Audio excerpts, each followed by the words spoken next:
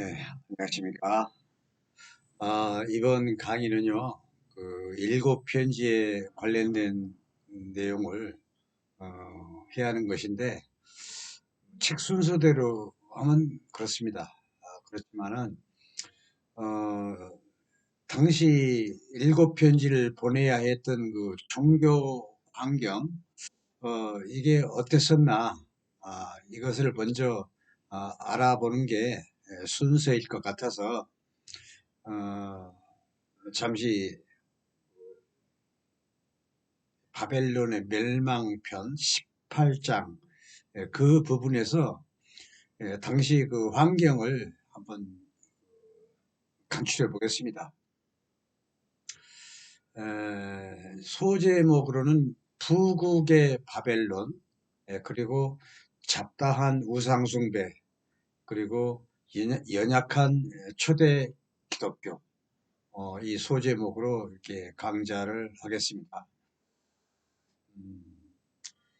먼저 그 편지 내용 중에서 일곱 편지 내용 중에서 일부 그 내용들을 보자면 계시록 3장 10절 10절에 보면 그 사탄의 회당이 나와요. 이들은 그 기독교 선교를 방해하려는 유대인들의 모임이니 이들을 사탄의 회당이라고 생각하는 것입니다. 자칭 그 유대교라고 거짓말하는 이 사람들은 또 유대인이 아닌 또 다른 제3의 세력이 아닌가, 이렇게도 생각됩니다. 즉 중심이 없이 왔다 갔다 하는 세력들로서 유대교도 아니고 기독교도 아니고 이런 사람들로 이렇게 모인 세력 같아요. 그래서 이들을 선교해서 기독교도로 만드는데 공을 들이는 모습을 볼 수가 있습니다. 이러한 모습들에서 초대 기독교와 유대교가 서로 그 심각한 그 갈등 관계가 있다 하는 걸 알 수가 있는 것이죠. 이러한 편지를 전해야 하는 그 일곱 편지를 전해야 하는 그 사회 배경을 먼저 이해해야 할 것 같아서 당시 그 사회 분위기를 먼저 읽어보자 하는 뜻에서 18장 쪽으로 가는 것입니다. 먼저. 그래서 18장은 그 바벨론이 멸망하면서 자연스럽게 드러나는 경제 규모, 이에 따라서 짐승 세력들의 아부하면서 갖은 악행을 일삼는 세력들이 같이 망해가는 장면입니다. 그러니까 일곱 편지는 이러한 그 악의 세력을 심판하기 전 상황으로서 악의 세력들이 조성한 사회 분위기를 먼저 알아보자 하는 뜻에서 순서를 바꿔가지고 그 사회 분위기를 한번 보자는 것입니다. 당시 분위기는 경제 대국이지만 하나님의 진리가 빠진 사회로서 재물과 우상 숭배에 아주 썩었다. 사회 전체가 그렇게 이해하시면 되겠습니다. 그 때문에 요한 공동체가 겪어야 하는 그 고통은 뭐 이루 말할 수 없이 힘들었을 것이다. 그래서 즉 일곱 편지가 가기 전 상황, 전의 기독 세력들이 처한 입장을 이해하자는데 초점을 두는 것입니다. 바벨론의 그 심판을 받으면서 멸망해가는 동안 자연스럽게 그 당시에 경제 일부지만 이렇게 드러나게 됩니다. 그 경제 규모가 그 시대로 가보면 로마는 경제 대국이었어요. 그 시대의 기준으로. 예나 지금이나 경제적으로 막강해져서 바른 길로 가지 못하면 뭐 개인의 가정이든 기업이든 국가 권력이든 결국에는 망할 수밖에 없다. 이런 걸 배울 수가 있는 것입니다. 당시 로마는 뭐 경제나 군사 면에서 막강한 힘을 예, 가졌죠. 그렇기 때문에 모든 면에서 불가능한 게 없습니다. 이러한 바탕 위에 급기야는 짐승인 로마 황제는 신이 되는 것입니다. 음, 나는 신이다, 나는 신이다, 나는 신이다. 이렇게 세 번 외치면서 황제 등극할 때 같이 신으로 등극하는 장면이 나오는 것입니다. 그 영화에도 나오죠. 모든 힘이 자기한테 몰리니까 음, 그 힘을 바탕으로 하고 싶은 뭐든지 거칠 게 없이 다 할 수 있는 것입니다. 그게 바로 신의 능력이죠. 예를 들어서 뭐 손가락 하나 까딱하면 한 사람의 목이 날아가는 그런 막강한 그 자기 힘에 스스로 취해버립니다. 스스로 취해서 신이 되어버리는 것이죠. 이러한 힘의 바탕은 로마가 경제적으로 풍요롭고 또 군사적으로도 강성이 있기 때문에 가능한 것이라 여겨지는 것입니다. 음, 그러면 그 당시 경제 규모를 한번 볼 필요가 있어요. 찬란했던 바벨론이 멸망해가는 과정에서 당시에 큰 경제 규모가 이렇게 드러나게 되어요. 일부지만 이 책자에서 일부지만은 일부를 보더라도 대충 그 규모를 짐작할 수가 있죠. 미루어서 바벨론의 그 최후로서 그 도시 멸망의 마지막 장면으로 구성되어 있습니다. 18장이. 이 내용 안에는 제한적이지만 경제적 정보들이 들어있어요. 본문에서 얻은 정보로만으로도 당시 지중해를 중심으로 한 그 해상 무역이 활발했었다. 이걸 알 수가 있는 겁니다. 당시 사람들이 그 필요로 했던 물품과 사치에 쓰이는 고가 품목들도 많이 나옵니다. 이를 바탕으로 그 시대 사람들의 생활상을 부분적으로나마 엿볼 수가 있고 무역 상인들의 규모나 재력 또는 권력과 유착 관계에 있는 이들을 알아볼 수가 있는 것이죠. 여기서 우리는 왜 바벨론이 멸망할 수밖에 없었는가에 대한 심도 있는 분석을 해보는 것도 참 의의가 있다 할 수 있을 것입니다. 13장부터 나타난 그 짐승의 활동에 대한 하나님의 응답인 심판이고 로마 멸망은 14장 8절부터 예고가 되는 것입니다. 바벨론의 음녀의 음행, 간음이죠. 간음이라고 하는 것은 우상숭배, 그걸 말하는 거죠. 사치와 권력의 오만함, 불의의 행동들을 모두가 하나님을 인정하지 않는 간음 행위다. 이렇게 얘기를 할 수 있죠. 그녀의 악한 행위는 땅의 왕들에게 영향을 주게 되어 온 사회가 그녀의 악행에 오염되는 것입니다. 여기서 그녀라고 하는 것은 로마 황제를 말하는 것입니다. 옛날에는 사람은 남자가 사람이에요. 여자하고 노비들은 사람이 아니에요. 여자는 쉽게 말해서 겨우 그나마 애 낳는 도구 이 정도로 생각을 했죠. 하여튼 모든 건 여자야. 나쁜 것은 쉽게 말해서 무슨 그 죄를 뒤집어 씌우고 뭐 마녀 사냥이라고 그러죠. 예, 그런 것도 전부 여자한테 다 뒤집어 씌우고 정죄하고 심지어 제사장들은 일부 제사장들은 염소도 제물로 바쳤지만 심지어 사람까지도 제물로 바친 경우가 곳곳에서 나옵니다.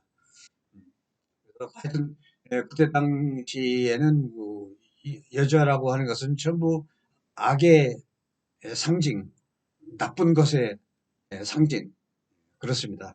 그래서 여기서도 그녀라고 하는 것은 로마 황제인데 로마 황제가 우상 숭배 또 자기가 신이라고 하니까 그래서 그런 악행 나쁜 것을 표현하기 위해서 여자를 갖다 끌어들이는 거죠. 그래서 그녀, 음녀 그러는 것입니다.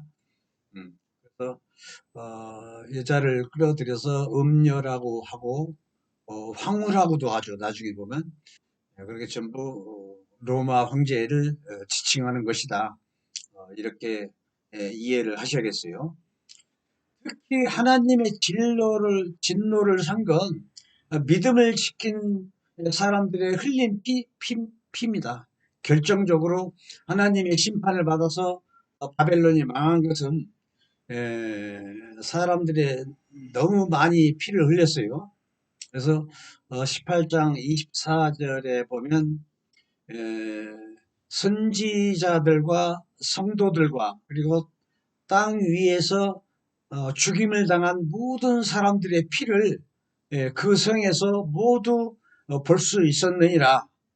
심판을 하고 나니까 억울하게 죽은 순교를 당한 이런 성도, 선지자, 뭐 사도 이런 사람들의 그 죽음으로 인해서 흘린 피가 이 성 안에서 다 볼 수 있었다.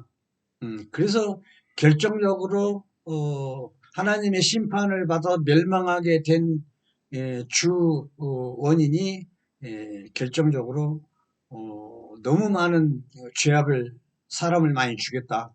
음, 이것을 얘기하고 있는 것입니다. 에, 바벨론이라는 거대한 권력에 의존하며 살아가는 이 땅의 그리고 무역 상인, 선원들, 선원들은 자기들의 이익을 얻기 위해 자연히 권력에 순응을 하며 살아야 할 입장이죠.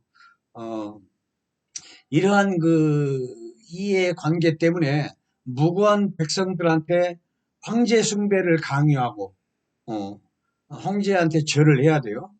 억압하고 또 착취했을 것이라 추측이 되는 것입니다. 음, 이렇게 인간 권력에 의지하여 권세와 부귀를 누렸던 자들이 로마가 멸망하자 절망에 빠지게 되는 것입니다. 음, 생각한데 이들은 물질적 부와 권세에 취해 인간이 어찌 살아야 하는지에 대한 고심 같은 것은 아예 할 필요 없이 그냥 살았을 것이다. 이렇게 생각하는 겁니다. 그래서 눈이 있어도 똑바로 볼 수가 없고 다리가 있어도 똑바로 설 수가 없고 똑바로 걸을 수가 없게 되는 것입니다. 반면에 이런 심각한 사회 현상 속에서도 신실하게 자기의 신념을 가지고 신앙 생활을 했던 어, 선지자, 예언자, 성도, 사도들이 있었다는 것입니다. 하나님을 인정하지 않는 그들과 다르게 이들은 땅에 살지만 영적으로는 하나님과 함께 한다는 정체성을 확립하고 있었다. 이런 확고한 신념을 가지고 비록 죽을지라도 목숨을 아끼지 않고 박해와 고난 속에서도 그들 짐승에 맞서 비록 죽을지라도 자기들의 믿음에 대한 신념을 버리지 않았다. 이렇게 보이는 것입니다. 음, 18장 3절에 보면은 권력에 아부하면서 재물을 모든 권력에 아부하면서 권력자와 밀착 관계에 있는 상인들, 상인들에 대한 얘기가 나오죠.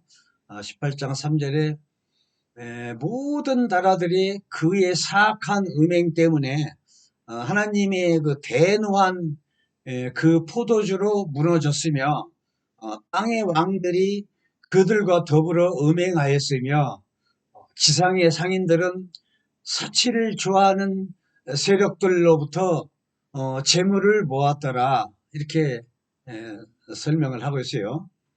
그래서 포도주는 그 두 가지의 뜻이 있습니다. 하나는 그 하나님의 그 분노의 포도주, 또 하나는 우상 숭배를 말하는 것이죠. 이 도시 전체를 술 취하게 한 그 음액의 포도주입니다. 그래서 포도주라는 건 우상 숭배를 말하는 것입니다. 한편으로 이 도시에서 일어나는 사치와 향락이라는 주제로 내용이 이렇게 시작되는 것입니다. 14장이 황제 숭배라는 정치와 종교에 관한 것이지만 여기서는 바벨론이라는 로마 경제에 초점이 맞춰져 있죠. 이 도시의 멸망으로 인해 더 이상의 영광은 이제 사라지는 것이고 이젠 잡새들이 보이고 마귀들과 악령들이 있는 더러움의 극치를 이루는 버려진 도시가 돼버리는 것입니다. 여기서는 황제 숭배를 사회 경제와 연관지어 이야기하고 있다. 경제의 기본적인 것은 사고 파는 것입니다. 저자는 13장 17절에서와 같이 짐승표를 받아서 물품을 사고 팔게 한다는 것입니다. 이 소리는 무슨 얘기냐? 로마 도회지에는 농사를 경작할 만한 그런 도시가 아니고 모든 농산물, 목차는 이런 농산물은 전부 외곽 지역에서 들어옵니다.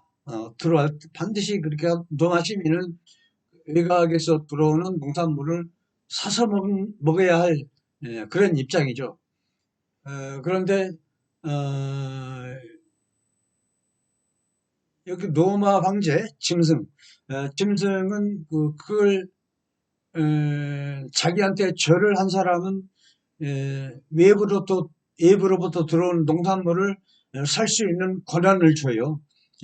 짐승표가 있는 이른바 6이라는 숫자의 특권 아닌 특권이죠. 그래서 짐승이 준 특권입니다. 절을 하지 않는 사람은 안 줘요. 표가 없으면은 사 먹을 수가 없으니까 하다못해 쌀, 콩, 배추, 무 이런 특권 아닌 특권인 것입니다. 일반적으로 생필품 쉽게 말해서 그런 걸 다 통제를 해버리니까 자연히 로마 황제한테 절을 할 수밖에 없어요. 그걸 다는 아니지만 일부 신념이 있는 사람들은 정말로 죽을지라도 짐승한테 절을 하지 않겠다 하는 하나님의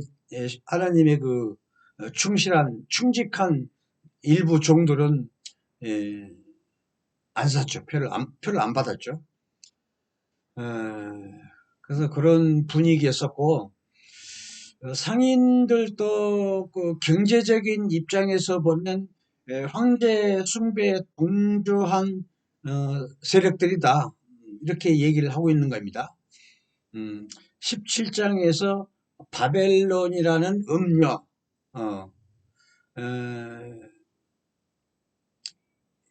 음녀라는 게 이제 노마 황제를 말하는 겁니다. 예.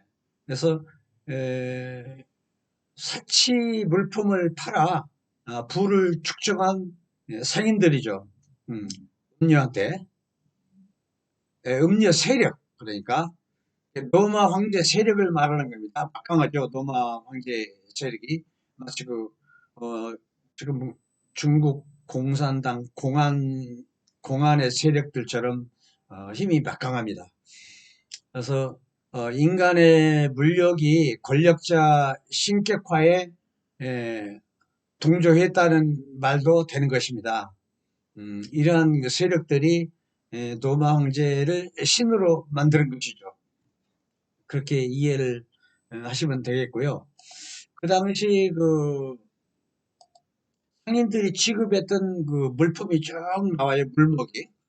18장 12절에 보면 그 상품은 금, 은, 보석, 진주, 세마포, 자주색 옷감, 비단, 주홍색 옷감 등이며 각종 향나무, 각종 상아그릇, 값진 나무와 구리와 철과 대리석으로 만든 각종 그릇이더라.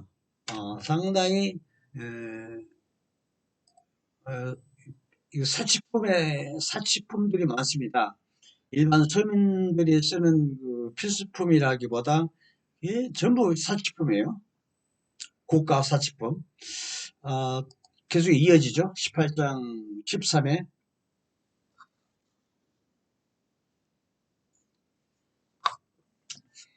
또한 계피, 초두구, 향료, 향고, 유향, 포도주, 감람류와 고운 밀가루와 밀이요, 소와 양과 말과 수레와 노비 종들과 노예들이더라. 여기서 노예라는 말이 나와요. 제가 이제 한글 성경이 없던 부분을 수정을 해서 만든 얘기입니다. 어, 한글 성경에 보면은 어,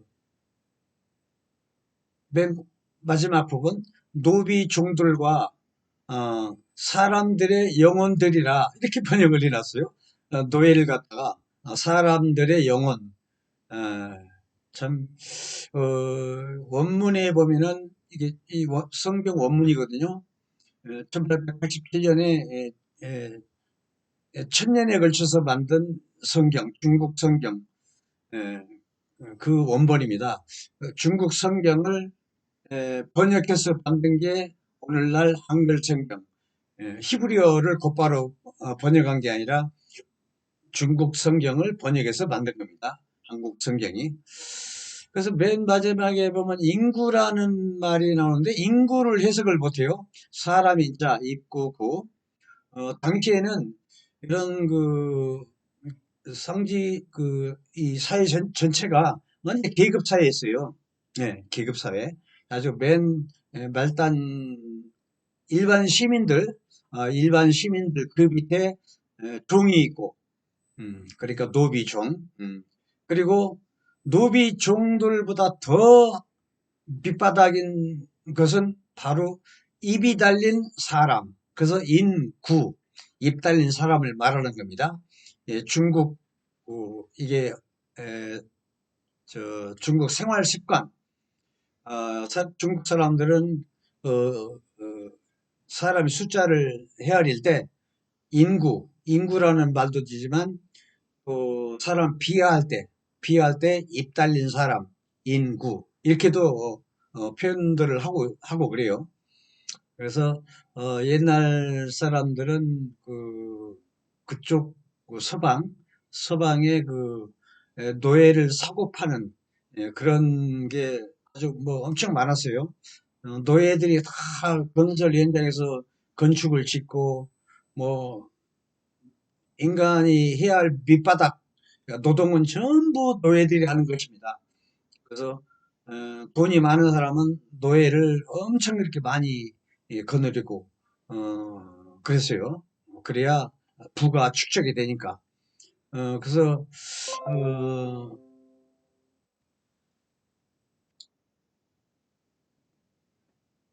그러니까 노예를 사고 파는 것은 노예는 사람이 아니라 예, 고가품, 상품이에요, 상품. 아주 그런데 고가품이죠. 그렇게 분류를 했습니다. 사람으로 분류를 하지 않고 그래서 그런 걸 제가 수정을 했습니다. 노예라고 해야 돼요. 어,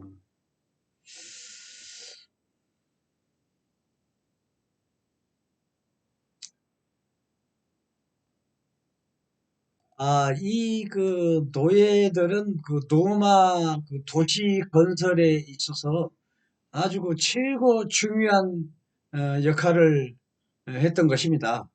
예, 노예 거래를 해왔던 이들의 뭐 도덕성은 이루 말할 수 없는 죄악일 것이다. 이것도 하나님이 용서를 하지 않죠. 어, 그 당시의 그 권력과 밀착된 무역 상인들이 모든 게 이렇게 사라졌어요. 고가품인 노예도 사라졌고 사라졌으니 애통해하며 탄식하는 것입니다. 탄식하는 장면이 계시록 18장 16절에 슬프구나 슬프구나 이렇게 큰 성이 무너지다니 세마포 옷과 자주색 옷과 주홍색 옷을 날마다 입고 또 금과 보석과 진주로 꾸민 것인데 이렇게 해석을 해야 돼요. 근데 한글 성경에 보면 아까 그 슬프구나 슬프구나 이렇게 해야 하는데 어, 이르되 이르되라고 하고 참 이르되 화이또다 화이또다 이렇게 엉뚱하게 해석을 해놨어요. 예. 근데 원문에 보니까 어, 그렇게 했는데 분명히 슬프다 슬프다 이렇게 번역을 했는데 왜 화이또다 화이또다 이렇게 했는지 나 그걸 애자를 모르니까 그런 것 같기도 하고 글씨가 분명히 애자인데 슬플 애자거든. 도대체 알 수가 없어요. 예.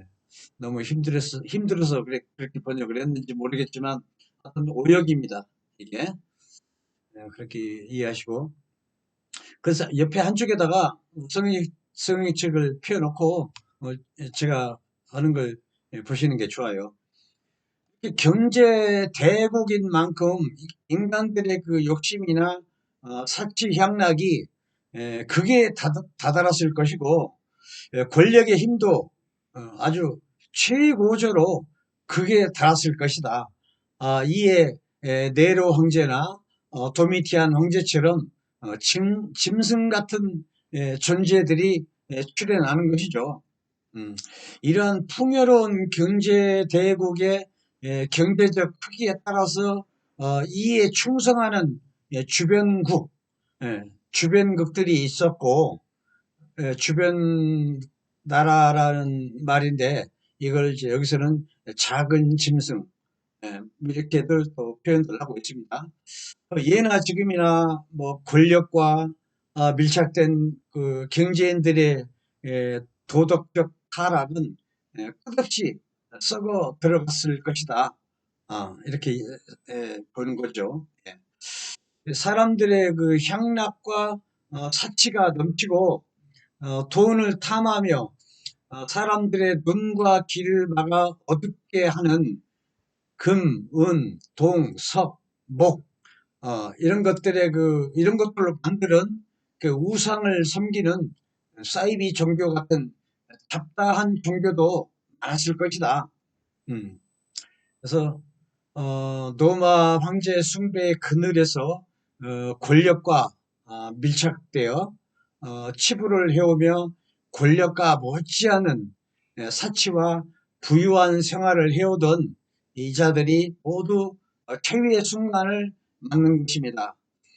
반면 신앙인들은 서슬퍼런 황제란 황제 숭배란 강압적 그 제도하에서 굳건히 자기들의 믿음을 지켜낸 자들이다. 하나님의 개입으로 노마가 멸망하는 이 순간이 그 얼마나 기쁘고 가슴 벅찬 일이었겠느냐. 이 악의 세력이 멸망하니까 아마도 어둠의 긴 터널을 빠져나와서 환해진 광명을 보는 느낌이지 않겠느냐. 이렇게 생각하는 것입니다. 즉, 전혀 새로운 세상으로 변한 새 창조의 하늘과 땅을 대하는 느낌이었을 것이다. 이렇게 생각하는 겁니다. 이처럼 하나님의 심판은 신앙을 지킨 사람들에게는 구원의 행위가 되는 것입니다. 심판의 그가 하나님의 그 심판이 그 경제적인 측면을 보자면 또 나옵니다. 계시록 18장 22에 한글하고 비교를 해도 좋습니다. 이게 좀 너무 한글성이 번역이 이상하니까. 또 검은 것 타는 자와 풍요하는 자와 퉁소 부는 자와 나팔 부는 자들의 소리가 너희들한테는 결단코 다시는 들리지 않을 것이다. 어떤 세공업자든 결코 너희들은 다시는 만나지 못할 것이고, 또 너희들은 결단코 다시는 맷돌 가는 소리를 들을 수 없을 것이니라. 모든 게 수없던 겁니다. 여기서 본다면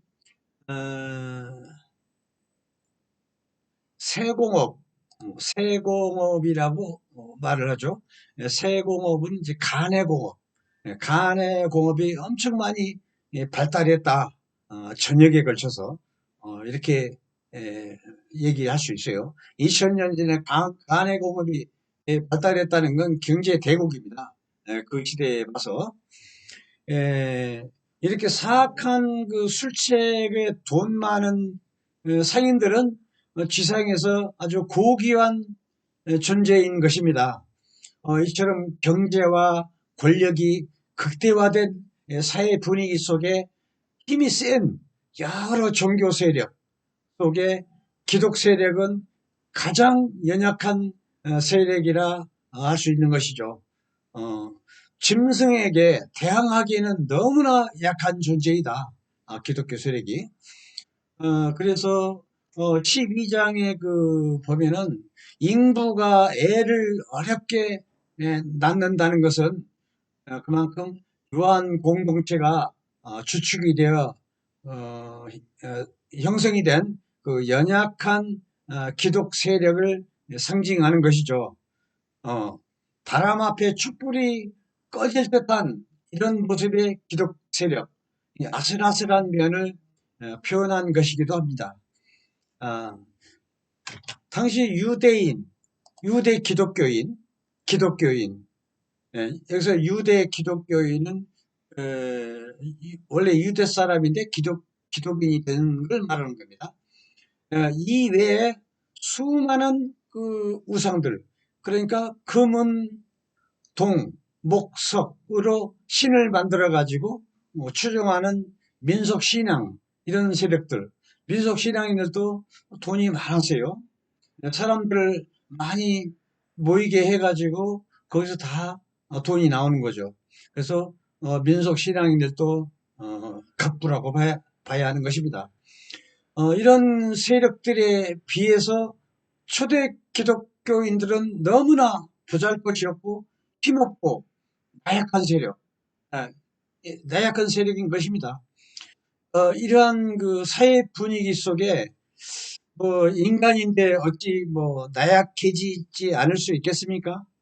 요한 공동체는 얼마 안 되는 우리끼리이지만 결속을 가지기 위해서 서로 응원하기도 하고, 한편으로 요한 세력 중에 유대 기독교로 이탈되는 거죠.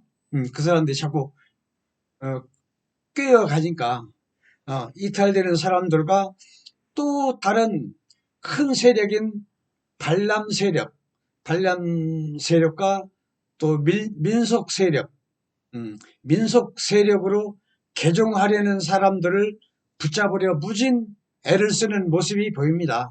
이렇게 이러한 공동체에서 빠져나가는 거죠. 한편으로 일탈하려는 자들에 대한 채찍과 당근으로 경고도 하고 달래기도 하고 그런 복잡한 사회의 모습들이다. 짐승들의 폭정하에 목숨이 왔다 갔다 하는 상황이고 유대교와 기독교가 혼재해 있는 상황에서 초대 기독교의 출발은 너무 위태위태하다. 이렇게 험난하다. 이걸 읽을 수가 있어요. 이러한 복잡한 그 사회 상황을 먼저 이해하고 나서 그 일곱 편지를 보면 보다 더 정확히 일곱 편지의 내용을 이해할 수 있을 것 같아서 순서를 바꿔서 여기를 먼저 하게 된 겁니다. 그러면 다음 편은 이제 일곱 편지로 넘어가겠습니다. 네, 오늘은 여기까지 하는 걸로 하겠습니다. 다음에 뵙겠습니다. 네, 감사합니다.